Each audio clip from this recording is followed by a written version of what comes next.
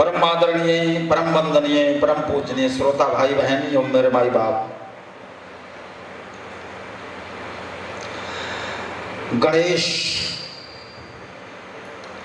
हम सभी लोग भारतीय सनातन संस्कृति में गणेश जी का बड़ा महत्व है।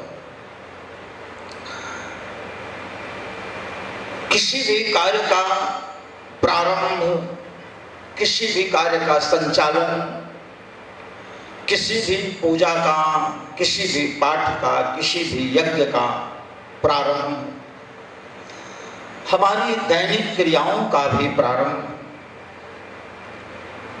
विराट से विराट कार्यशाला हो, छोटा सा छोटा कार्य हो, सबसे पहले हम सब लोग गणेश का ही स्मरण करते। क्या करते हैं? धीरे से बोलो, है ना? गणेश जी का स्मरण करते हैं। क्यों? क्योंकि संसार में विघ्न बहुत है। क्या है? हाँ, किसी भी कार्य को प्रारंभ करने चलो तो सबसे पहले विघ्न का ही आगमन होता है।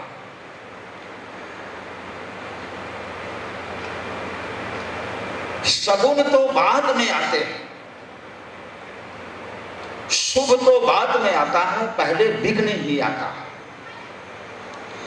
तो उसी हमारे ऋषियों ने आविष्कार किया कि इन विघ्नों को शांत करने के लिए, देखो इस संसार में जो रचना हुई है, जिसकी भी अच्छे की या बुरे की, गलत की या सही की, उसको मिटाया नहीं जा सकता। ध्यान रखना, जैसे पाप और पुण्य है, पाप को मिटाया नहीं जा सकता, जैसे पुण्य को समाप्त नहीं किया जा सकता, उससे पाप को भी समाप्त नहीं किया जा सकता। ये सब अजेय है, अमर है। जिस प्रकार की भी रचना ईश्वर शांत किया जा सकता है, उसको कम किया जा सकता है, उसको उसकी मात्रा को मोड़ा जा सकता है। मेरे प्यारे भाई बहनों, इसी का आविष्कार हमारे ऋषियों ने से ही जन्म पहले लो आप लोग तो माता पार्वती कैलाश में एक बार स्नान करती हैं, ऐसी कथा है शिव पुराण में। पिछले वर्ष मैंने मेरी व्यास गद्दी ने सुनाया था इसको। उसी बीच में शिव जी आ जाते हैं। पार्वती जी को बड़ी लज्जा होती है कि देखिए पति पत्नी में बिल्कुल मर्यादा तो होती ही। तो आप देखिए भगवान गणेश का जन्म जो है वो मर्यादा की रक्षा के लिए हुआ है। किसके लिए? हाँ, कि विघ्न रहें, दोष रहें, गुण रहें, लेकिन मर्यादा में रहें। जो मर्यादा में रहता है वही सुसज्जित होता है। हमारा जीवन भी दोष और गुण से खाली नहीं है, दोनों इस जीवन में हैं। गोस्वामी तुलसीदास जी ने रामचरितमानस में बड़ा सुंदर एक दोहा लिखा है कि विधि ने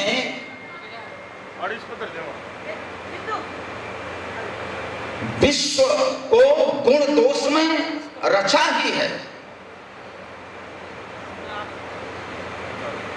गुण दोष नहीं होते तो ये विश्व चलता नहीं, ये विश्व खेलता नहीं, इस संसार के साथ परमात्मा खेल नहीं पाता। ये गुण और दोष में ही तो वो खेल रहा है। इसलिए भगवान गणेश का प्रकट होना मर्यादा, लक्ष्य है मर्यादा का रक्षण। किससे पैदा हुए? माँ पार्वती ने देखा कि भोले बाबा हमारी मर्यादा को नष्ट कर रहे हैं, या पति पत्नी के बीच में जो मर्यादा की रेखा है उसको नष्ट कर रहे हैं, तो इसकी रक्षा करनी चाहिए। सो उन्होंने, उसमें तो ऐसा लिखा है कि अपने शरीर से स्नान करते हुए मैल निकाला और उससे एक पुतला बनाया और उससे एक बालक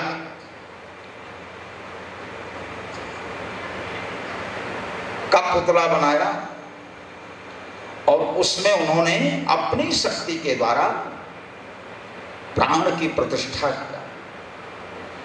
उसका नाम गणेश रखा। देखिए, गण माने समूह, गण माने बहुत सारे लोग, और उसमें दूसरा शब्द है ईश। ईश माने स्वामी। जो गणों का स्वामी हो उसको गणेश कहते हैं।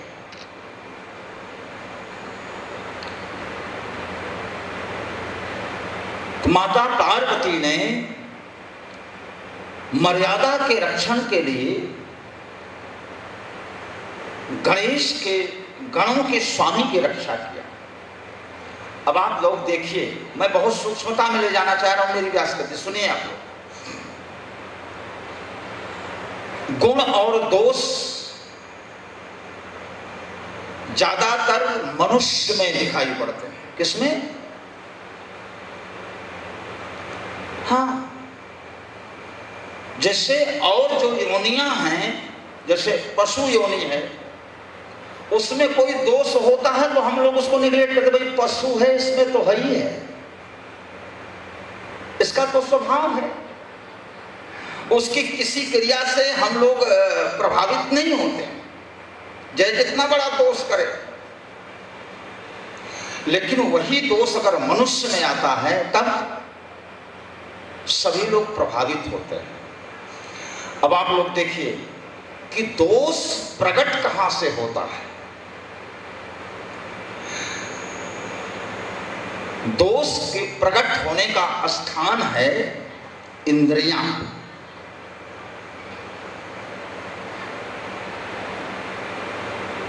दोष की जन्मदाता है इंद्रियां। इंद्रियां माने 5 कर्म इंद्रियां और 5 ज्ञान इंद्रियां।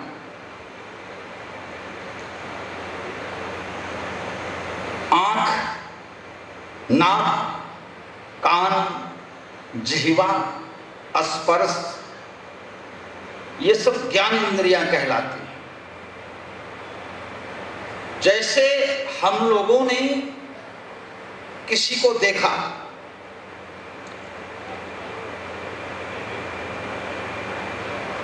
वो देखते ही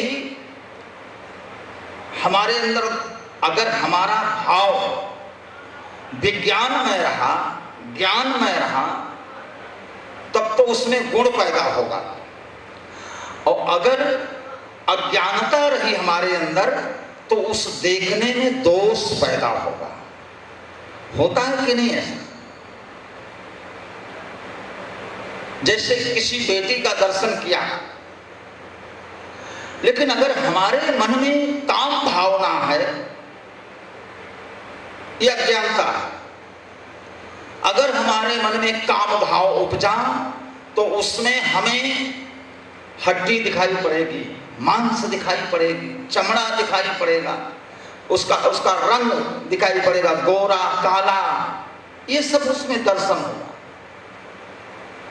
लेकिन अगर वही हमारा विवेक श्रेष्ठता को प्राप्त है तो जैसे उस सुंदर बिटिया का दर्शन हुआ तो उसमें तुरंत दिखाई पड़ेगा कि मेरी माँ इतनी सुंदर है, जानकी इतनी सुंदर है, राधा इतनी सुंदर है, पार्वती इतनी सुंदर है। माने ये मेरी पार्वती माँ का दर्शन हो रहा है, ये मेरी सीता माँ का दर्शन हो रहा है, ये मेरी राधा का दर्शन हो रहा है।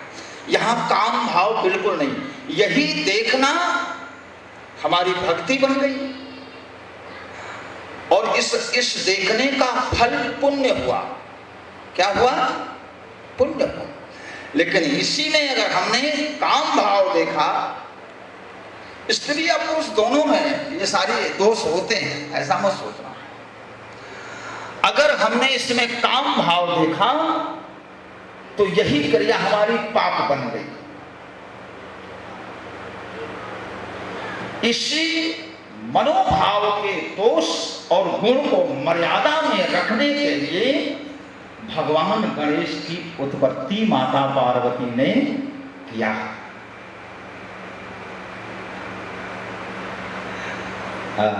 समझ रहे हैं हम लोग कि नहीं?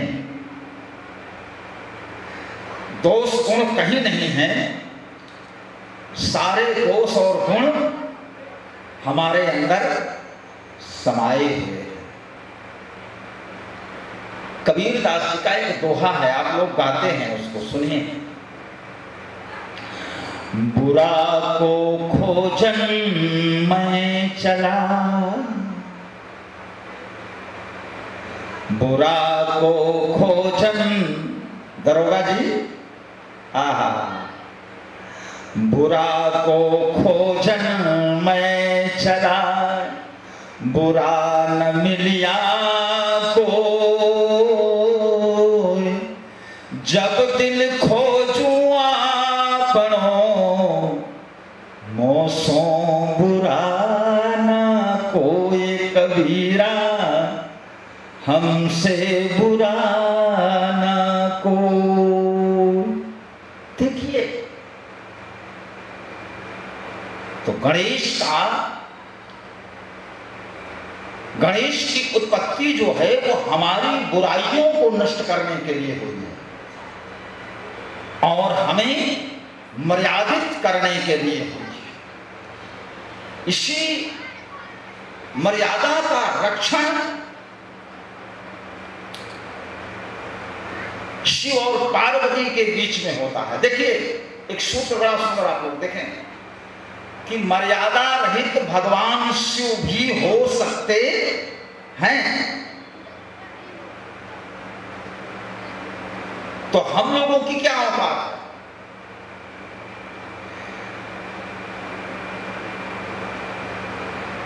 लेकिन भगवान शिव का मर्यादा रहित होना हम लोगों की शिक्षा है और हम लोगों का मर्यादा रहित होना दुष्कर्म है, पाप है।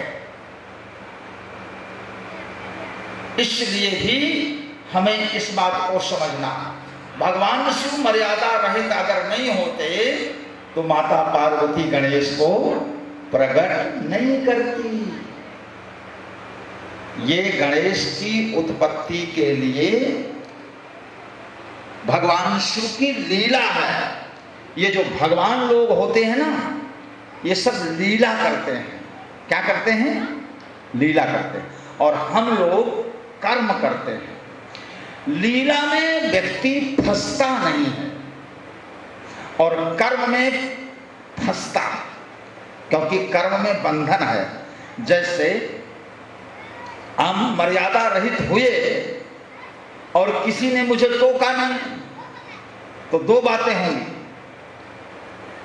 एक तो जो हम मिट्टी के होते हैं, अच्छा उसमें कोई आकार भी नहीं होता, फिर भी हम उनको गणेश मानते हैं, है ना?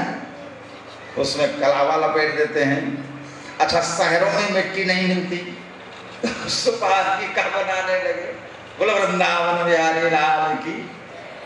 ऊपर से कलावा है, अंदर से सुपारी है। गांव में मिट्टी मिलती है, इसलिए ऊपर जो है वहां सीधा मिट्टी का ही गणेश बना के रखते हैं और गाय के गोबर की गौरी बना देते हैं। वह गौरी हो गई, गणेश हो गए। अब दोनों में देखो, दोनों का हमारे वेदों से बहुत बड़ा लगाव है। यहीं से प्रारंभ होता है वेद।